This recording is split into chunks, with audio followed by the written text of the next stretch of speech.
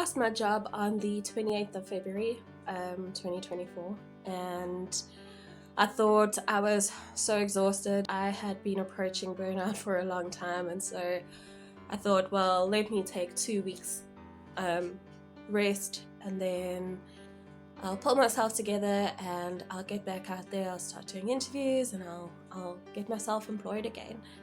But it's now been almost 2 months, and I am not even close to getting myself pulled together.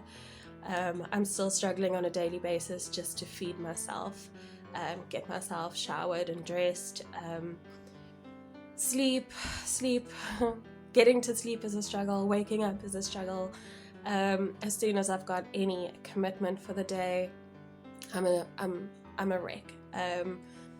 Nausea, vomiting, headaches, fatigue, brain fog, you name it.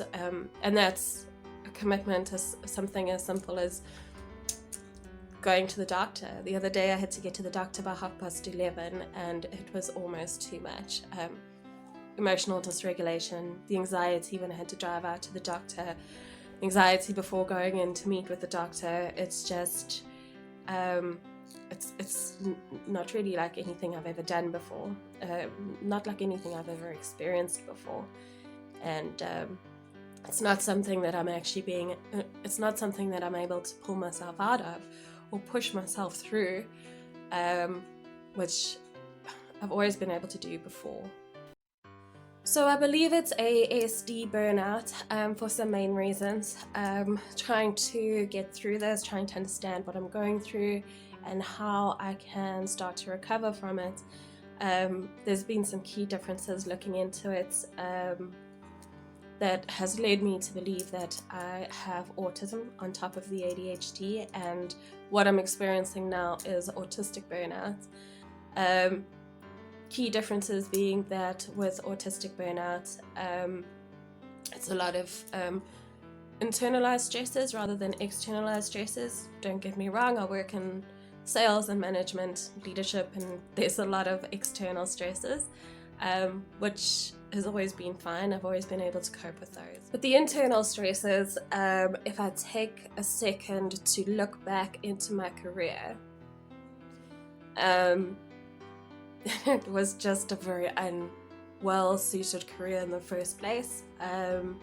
It was something that I got into because I was kind of forced that direction by a significant other in my life, and I was good at it, so I stuck with it. But for someone who always struggled with crippling social anxiety, fear of telephones, fear of eating in front of people, always striving for perfectionism. It's there's always these internal struggles that I always used to boast about, and I used to feel proud about myself that I had gone into a career that was getting me out of my comfort zone every single day, and I was really good at it.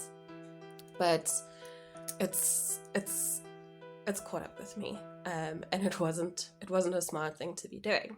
Second big thing with ASD burnout is the loss of skills, and that is something that I'm struggling with and was struggling with before I lost my job. What that is was a loss of executive function, being able to start any tasks or understand it, a loss of ability to be able to break down a task and to start to work through it. I was struggling with things that were really simple, things that I should be able to do in my sleep, and I was struggling and I was panicking and I was in tears because I couldn't do the task. My working memory has just been abysmal. Like it's starting to improve a little bit now because I don't have so much coming at me, but my working memory is, those closest to me actually thought I was starting. I've also had some verbal difficulties. I've generally always had a really good vocabulary, which I've picked up from movies and books and that sort of thing.